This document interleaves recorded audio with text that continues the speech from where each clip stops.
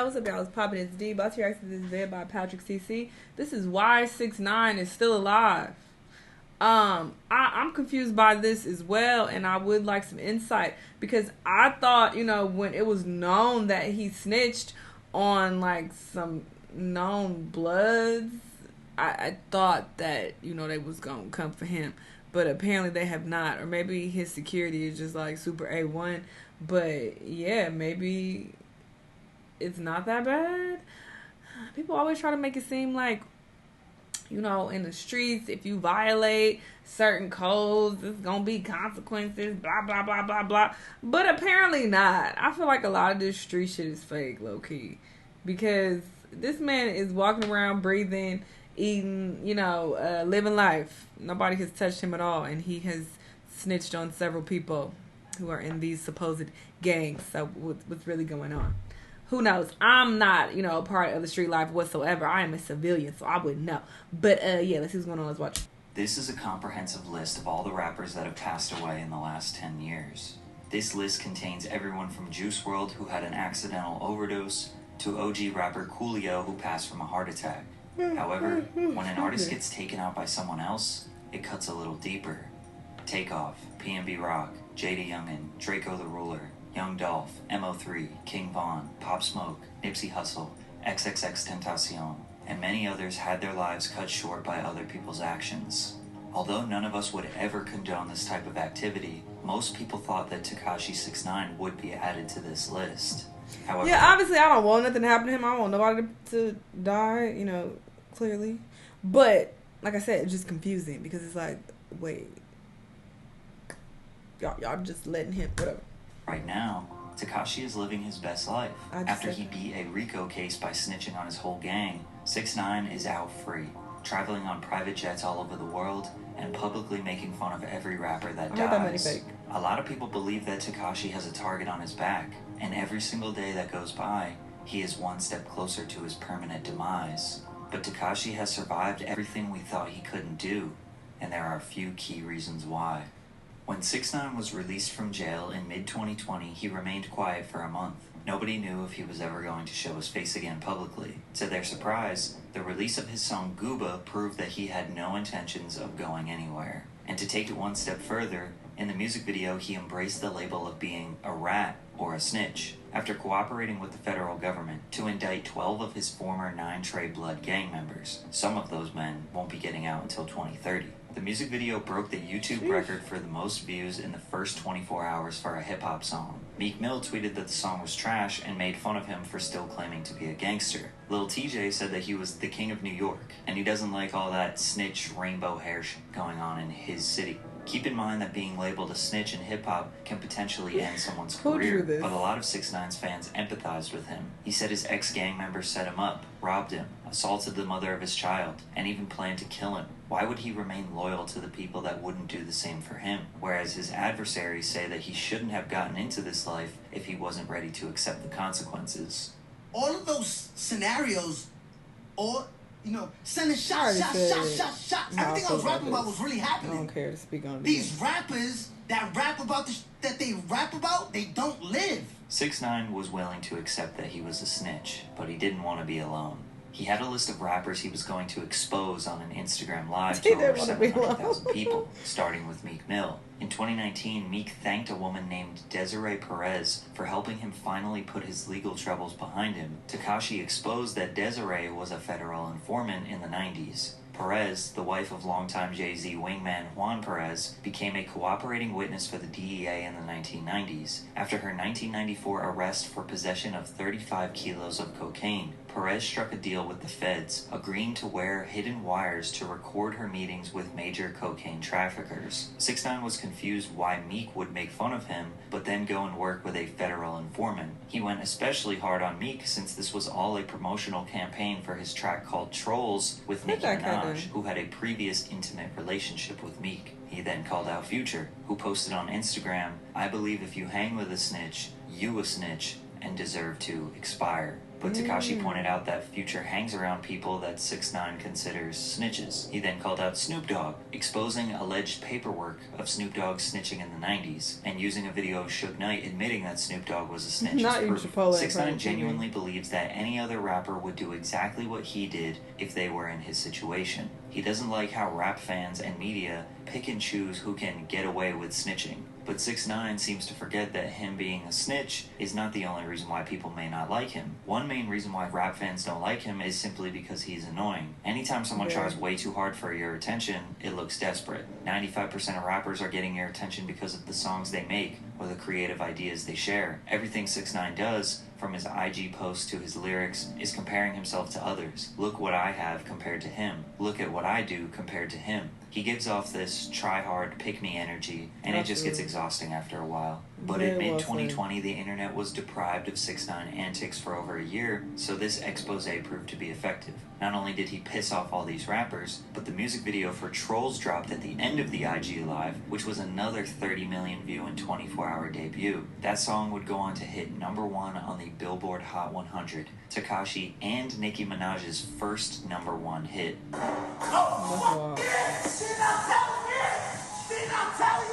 I would think Nicki had.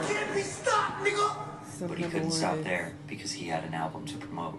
6ix9ine's enemies swore he couldn't go outside. He was only safe inside of his house. So he went to the dangerous south side of Chicago to prove them wrong. Before he showed up, he posted a video mocking Chirac rapper Lil Reese. 6ix9ine recreated a viral video where Reese was allegedly caught off guard, jumped, and then defecated on himself. People swore he was going to get himself killed for this. But when 6ix9ine was in Chicago, you could see at least 3 huge security guards watching around the corner. He was also seen at the mall absolutely swarmed with security. 6ix9ine would obviously be an idiot to walk around without security, and anyone trying to do something to him in public while he was around security would be just as stupid, especially considering his work with the federal government. But regardless, 6ix9ine's views skyrocketed, maybe that's also and his the enemies reason. were embarrassed. Unfortunately, his album flopped. He's Tattletales dropped in September of 2020 and was projected to sell 150,000 first week, but it then went on to only do 50,000 first week. Rappers were clowning him. Well, he said 29,000 sales or what? Then went on to only do 50,000 first week. Rappers were clowning him in the comments. Trippie Redd famously laughed and mocked 6ix9ine for selling 50K.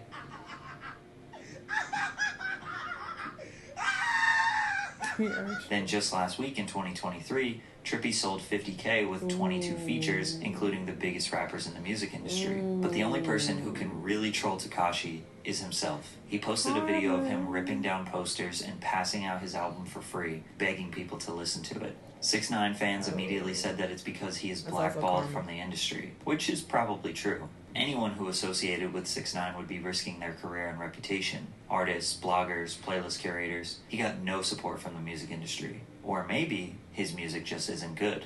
6ix9ine's songs have sounded very similar since 2018. DaBaby and Gunna are known to be pretty repetitive, and it worked out for them for a while. But eventually, people get tired, especially when the odds are already stacked against you. Plus, a lot of the interest in his music was predicated on the drama and controversy it creates, rather than just simply how good the songs are. Tekashi just didn't bring anything new to the table with this album, and after this flop, he disappeared. His return in 2021 started with more beef. This he pulled up on Meek Mill outside of a club in Miami. Hey, you was security. This is security. That's security. No, shut up. Shut up. And you with a cop. Out. And look, you tight.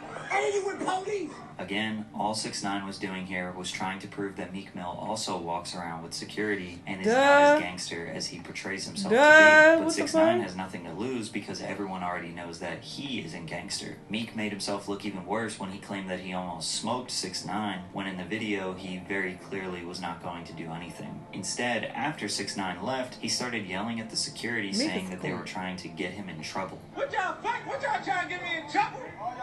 Just like the Chicago incident, nobody blamed Meek for not doing anything. Him and 6ix9ine were around 15 bodyguards and cops. All Tekashi proved was that Meek is protecting himself and his freedom. He is being smart, but it still got people talking about 6ix9ine again and provided a short-term L for Meek. Then he took shots at the late rapper King Von by saying, Look how happy he is. Look at this dead nigga on his shirt. Look, I think King Von thirsty. Look, yo, drink that. I'm gonna pee on you, nigga. That nigga Von rest in piss, nigga. I don't got cat rat, nigga. He even DM'd King Von's sister a picture of Von's body after the autopsy. Fans were disgusted at this evil behavior. However, King Von, Lil Durk, and their fans would famously scream that they were smoking Tuka, and would constantly make fun of Tuka, who was a 15-year-old boy from Chicago who got shot at the bus stop. 6ix9ine was wondering why people would praise Von for the same behavior they hated 6ix9ine for. And he did have a point. People were agreeing with him. But it still seemed random for 6ix9ine to just attack the late King Von. He looked extremely desperate for attention, especially when you consider that all of this happened after a 6-month hiatus conveniently surrounding the release of his song Zaza. Then once he gets his attention, promotes his song, he disappears again for a few months. Noticing a pattern here? However, in 2022, we saw a different side of 6ix9ine when he and Steve Will Do It started hanging out. They had been friends for a while now, but the only time fans saw 6ix9ine in 2022 was in Steve's vlogs. In those vlogs, he was Danny, meaning he didn't portray any character. He was kind, funny, and appreciated by Steve's audience. This was the first time we ever saw who 6ix9ine truly was. They were giving away money to underprivileged communities and doing philanthropic work. It seemed like he might pursue a No, he's trying to rebrand because he see the trolling bullshit ain't working no more. Nobody really cares anymore. So now he's like, all right, let me try a different route. No. Career as a content creator, or maybe he was finally done with his rap beefs, but we were wrong because he portrayed Steve for more short-term clout. 6ix9ine tricked Steve into doing a video collaboration with a young man named Perkio. Perkio was going viral for looking exactly like Lil Durk. Durk even supported him and brought him on stage at one of his concerts. Steve trusted 6ix9ine and thought that Perkio was a paid actor. When he got there, Tekashi pressed Perkio and forced him to wear a jacket with King Von on the back, trying to again stir up some drama with Lil Durk. Conveniently, 6ix9ine was releasing a song and NFT project called Gene at this time, which is why he randomly started creating beefs again. Steve went on an apology tour on various podcasts because people blamed him for accelerating a dangerous rap beef. And even though Steve was taken advantage of, he apologized. He even gifted Perkio with $20K, and 6ix9ine got what he wanted yet again.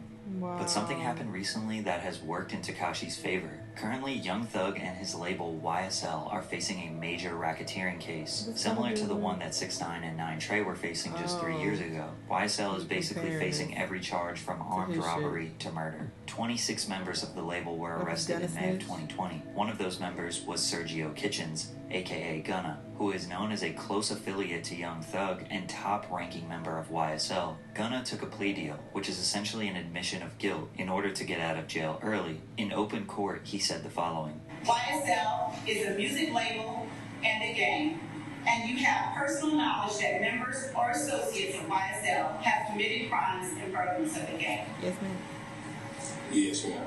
You're not admitted to your crime. You just told the court that YSL's a gang. So now you just Shut your up. man's defense. You not owning up to your case, nigga. You a fucking rat, nigga. That's it, nigga. But you are. Shut up. He is so lame. I cannot stand him. It's like, okay, all right, but you are as well. It's just like you trying to look here, rat too. I'm a rat, but we all rats together. It's just so corny. Oh my God, go away. Then Tekashi pointed out how no rappers are publicly trashing Gunna because he is well respected and they like his music. But they were totally fine with making fun of Tekashi, which is true. Rappers, blogs, media outlets, none of them have really blatantly said that they don't support Gunna. Yes, they have. How old is this video? That's cap. YSL co-founder Mondo shared his thoughts about Gunna. You took a plea saying Durk even publicly. You the main artist, brother. You the main artist, my brother. Capped down talking about some, well, you know this a game, and on top of that you got caught with something and it wasn't yours. So who else was it? Who doing shit like that? Who doing that? Man, boy, you didn't have nothing. Your shit gonna get dropped, brother.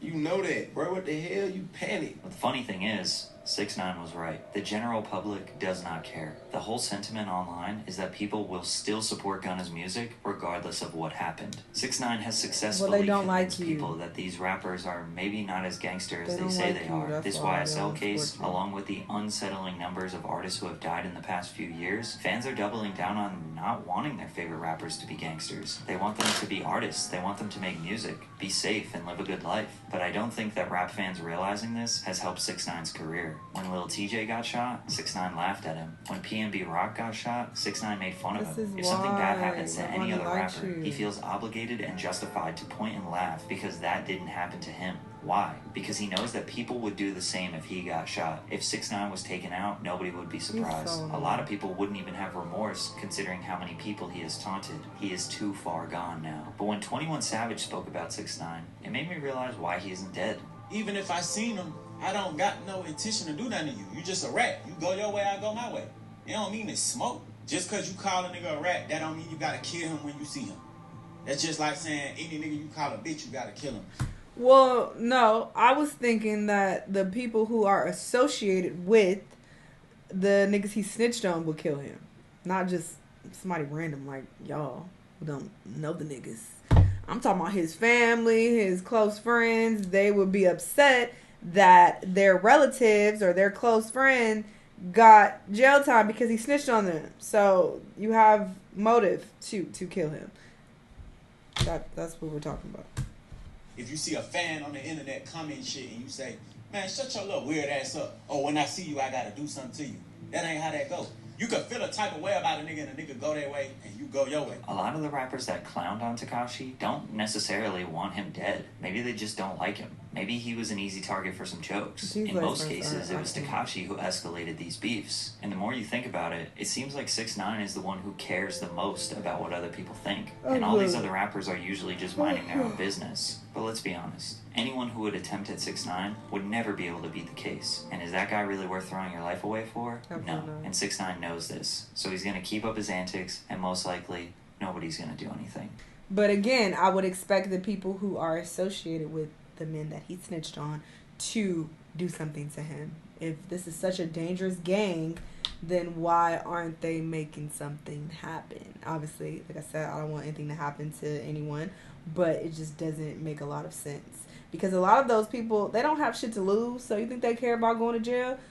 I mean, I'm sure there are a lot of them who do, but there are some crazy people who don't. They don't care, and they willing to do whatever. So it's just interesting that nothing has happened to him. Yes, he has security with him, all the time, but people can still make shit happen, whether you got security or not, okay? But, whatever. It is what it is. He's very annoying, so I'm not checking for what's going on with him at all. I really hope he stays in the shadows because I can't take it. Him and these lace fronts are super aggravating. Y'all let me know what y'all thought, though. Let me know what other videos you want to watch, and I'll see y'all next time. Bye!